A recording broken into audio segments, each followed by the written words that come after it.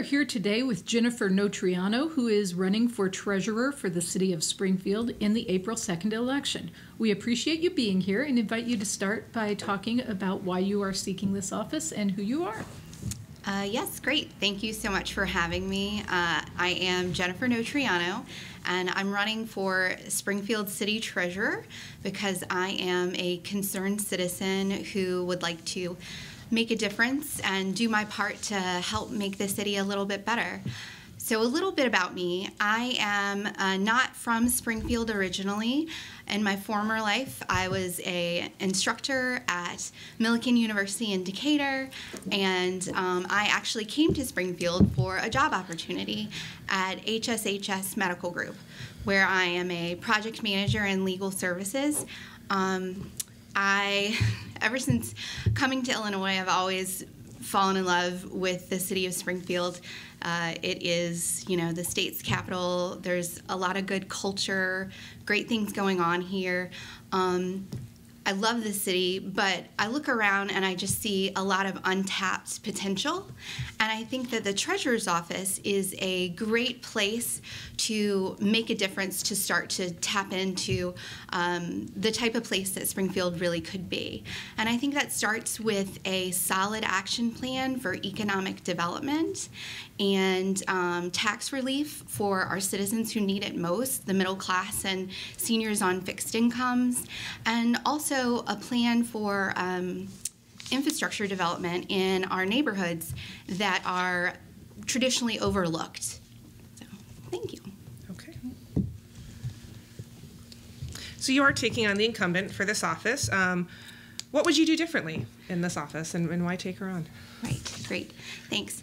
So my major sort of sticking point, what inspires me, is to increase transparency in the office of the treasurer. So right now, if you go to the treasurer's website or if you hear the treasurer's report at city council, you'll just hear some numbers: money in, money out, current balance. I personally am the kind of person who asks questions. I want to know more. And if I were treasurer, I would not go into the nitty-gritty details. Obviously, we don't have time for that.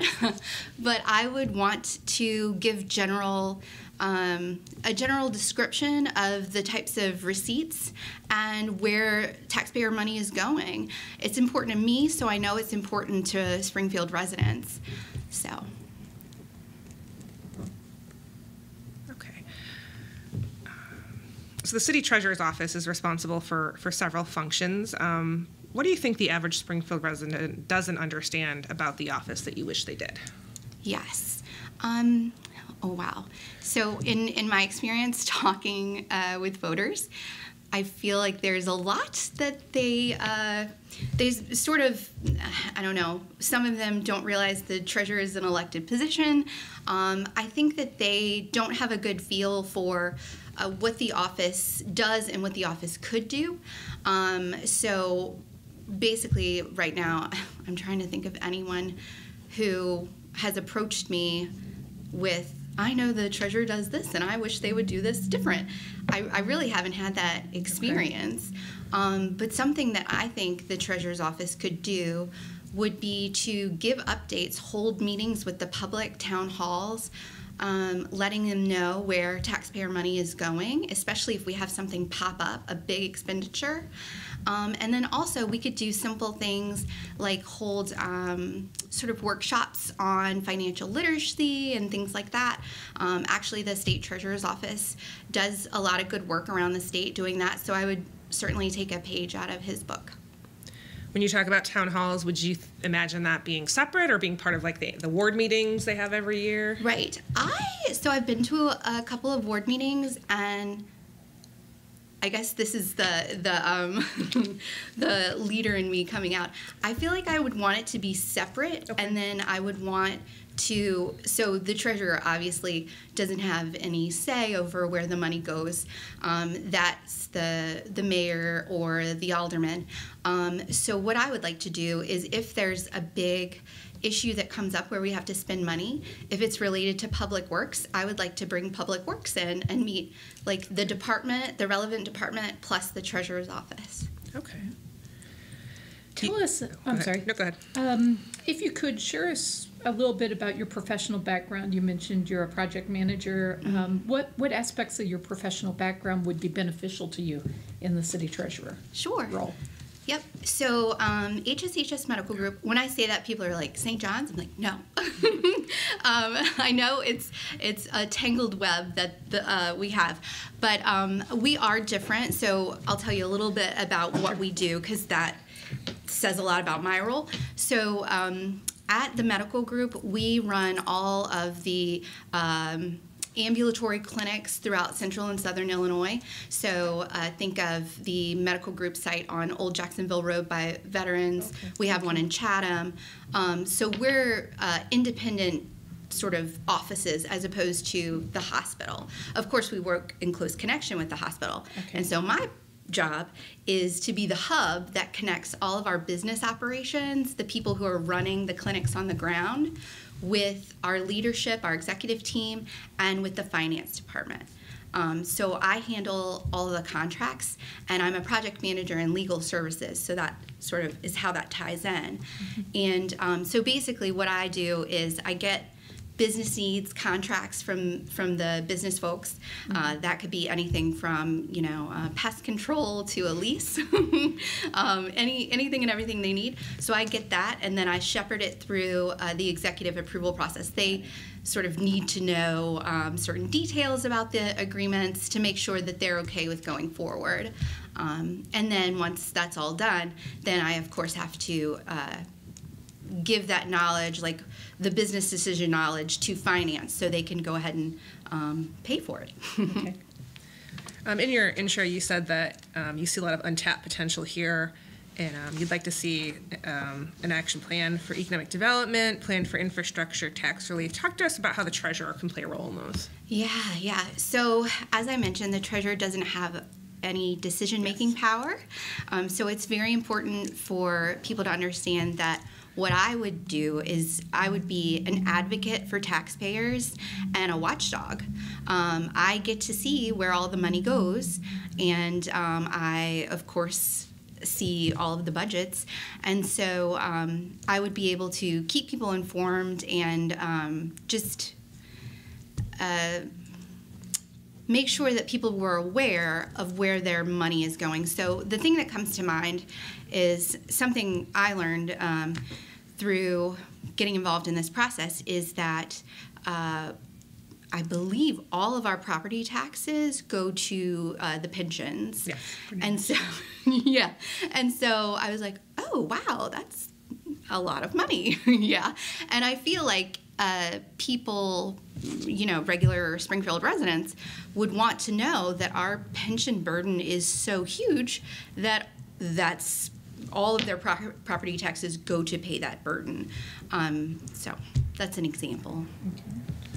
Speaking of the pensions, the treasurer does administer the fire and police pension funds for the city, and as you noted, most of our property taxes money goes there, and like most of the 650 plus such funds in the state, our pension funds for retired police and fire are underfunded. The city is limited by the General Assembly and how it can manage the funds, but how would you work to get them healthy from the treasurer's perspective? Right. I have done some research, cursory research, on how other cities have dealt with, and I can't believe, I feel like it's Lexington, Kentucky. It's a city in Kentucky that has recently, in the past couple of years, sort of come up with a way that they are going to restructure and tackle the plan. And so it's just a matter of making sure that we're looking around to see what other cities across America who are dealing with this exact same issue, make sure that we're sort of taking best practices and following the leads of cities who have done something that works. There is a proposal at the state level to combine all those downstate pension funds. Like I said, there's like 650 of them into one fund. Would you be in favor of that? I would have to hear the pros and cons. Okay. Yep. Okay. You said you would be an advocate and a watchdog for the taxpayers. I guess what happens, let's say hypothetically you find something in a budget or a receipt that concerns you. Walk us through how you serve that advocacy and watchdog function for taxpayers. What are your next steps? How do you bring attention to it? Right. So you're talking about like an accounting irregularity or? Yeah, something that you would concern you on, if you're going to be this advocate for taxpayers, you have found something in the city's finances that bothers you. Mm-hmm. What's your step for getting this addressed to see if there is a wrongdoing or Right. What's your steps? Yep. Well, I am a researcher and an investigator at heart. So I think I would go to whatever the relevant department is and talk to the department leader about my issue and sort of try to get an understanding of what's going on. And I have a feeling that they are going to have a lot to tell me about the issue.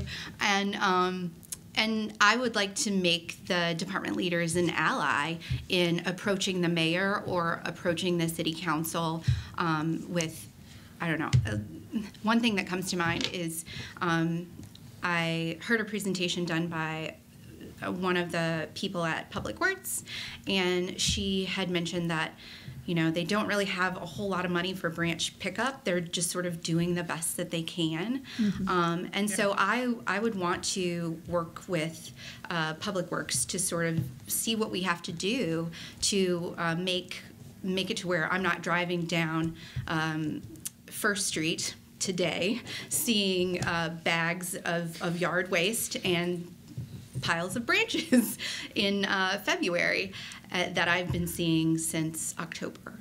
And I don't blame Public Works. They're working with a limited budget. So I would just sort of want to dig into it and see what the problem is and see how the alderman would like to move forward. Okay.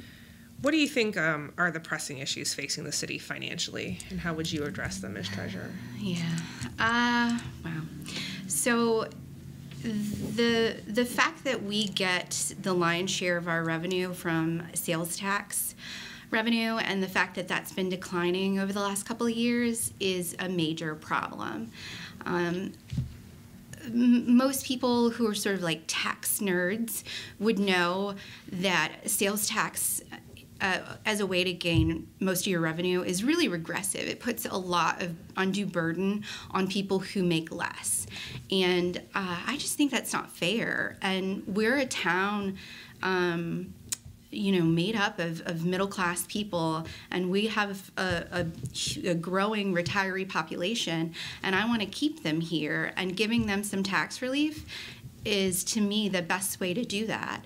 And if we're able to, raise revenue by looking at different sources, maybe we're going to put a excise tax on private parking lots downtown, or have a fee for big real estate transactions over like half a million or something like that. If we think of those ways to gain some more revenue from the people who can afford to give it most, I think that's going to allow us to invest in our city and make it a place where people see a future and outsiders want to come and start a life.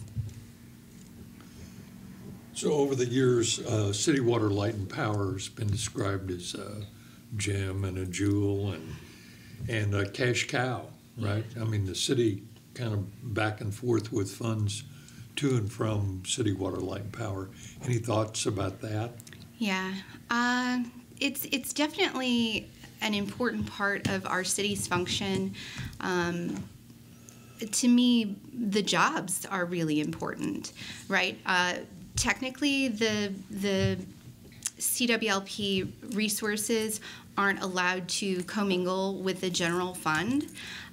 So I would say the major thing is I would rather have CWLP in the hands of the city than anyone else. I think that we have to, by having CWLP in the hands of the city, it allows taxpayers to have an indirect check on what CWLP does, keeping the rates low and affordable, and their hiring practices and things like that.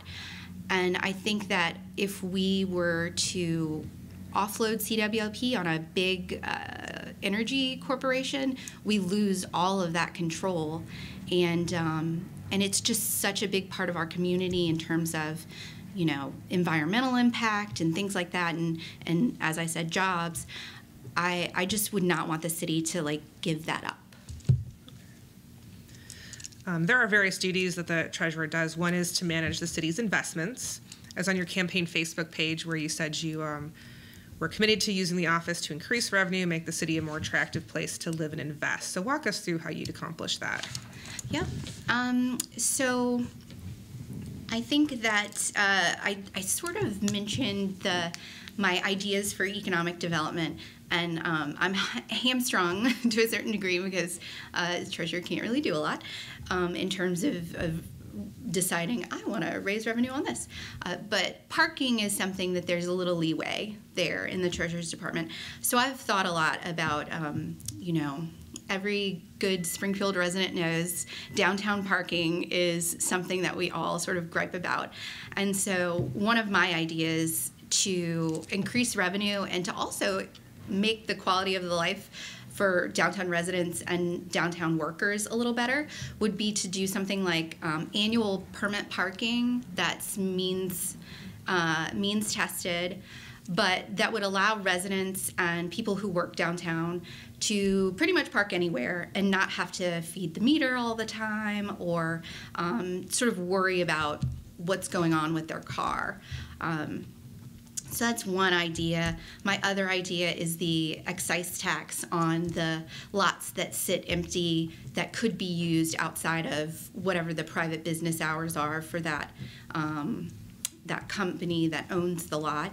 I mean, if they want to have a private lot and only use it for 8 hours of the day or 10 hours of the day, then I think they should pay the city a little more for that.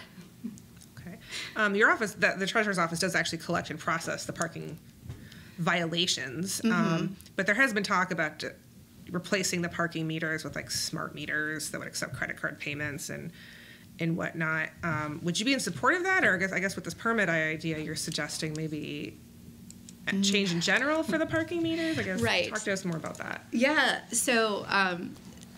My ultimate dream for downtown Springfield would be that we didn't have a lot of metered parking, that people could go and park without paying, and that we would have spots reserved for residents and workers that would be permitted. But I would like to make it easier for people to do business downtown. Now, that could be something like a lot of people have put forward the idea of like a 2-hour spot. That way, if you overstay your 2 hours, we get to give you a ticket and get a little money from that. Okay. There are various tasks that the treasurer's office does that requires them to work with other departments. The parking violations would be an example of that. You know, the police department writes the tickets. I think Public Works maybe actually maintains the meters. Talk to us about how you would build relationships with other department heads. Definitely. I think as a newcomer, so the people who work in the departments, right, they're not elected. They may be appointed depending on, you know, what level they're at. But I would want to go in and talk to the people with the institutional knowledge, see how things have been operating, see what is working out and what could use a little improvement. So one of the major things that I do in my current job is a lot of problem solving and process improvement. So I feel like I would be right at home, sort of working out the kinks and serving as the hub between the various departments at City Hall. Okay. What type of technological efficiencies would you like to see in the treasurer's office? Yeah. So have you guys seen the map that Public Works website did or they have it up now still, but for the snow plows, like showing you where the plows are? Mm-hmm. Okay, love that. So I would really love a map of the city that would show vacant lots, lots up for sale, lots that the city is using taxpayer dollars to keep up. Thank you guys for the map that you did for this most recent sale of lots. I was going to say, we built one of those. I know, thank you so much. It's like so valuable because I looked at that whole thing and I was like, you know, I might want a $500 lot, but like how on earth would you find in that list of lots? So yeah, a map of that, and also a map of problem properties, a map showing this residence has accrued this number of property code violations, and yeah, just greater transparency. Over several interviews we've had, it comes back to, in a lot of ways, not a very efficient infrastructure system when it comes to computers and all of that. Yeah. That one department doesn't know what the other one's doing, or they're outdated, or whatever. Any thoughts about that? Yeah, working in the private sector, I see that as being a major problem, not just for like the city, but for a lot of businesses that have had business going on for years and years. They have all this data that's, you know, sort of siloed off in different programs that don't speak to each other. So I know that it's a major problem for a lot of businesses and the city too. It's gonna take some money, but I think we have to invest on getting everyone on the same page. Whenever I spoke with people who worked in the treasurer's office prior, they said that they came across a problem where they were taking money in from someone, and if they put it into the system and the name was just a little bit different, you now have two accounts for Jennifer Notariano. You have Jennifer Notariano and Jennifer A. Notariano. And then that creates, I mean, you can only imagine the headaches. So I think if we were able to get the entire city, all the departments on one platform where each resident could have like a profile that connects to each of the departments that they may need to interact with in terms of paying, that would just make it so much easier. But I can only imagine how much that would cost. Yes. Any other questions? No, I'm good. Okay. We thank you for meeting with us today, Jennifer, and invite you to give a brief closing statement as to why voters should choose you on Election Day. Yeah, sure. Thank you so much again for having me. I ask for your vote on April 2nd because I am a healthcare administrator who cares about our city's future, who cares about making the city a better place to live, and looking beyond the next 4 years and looking to where will Springfield be 20 years from now. So, thank you.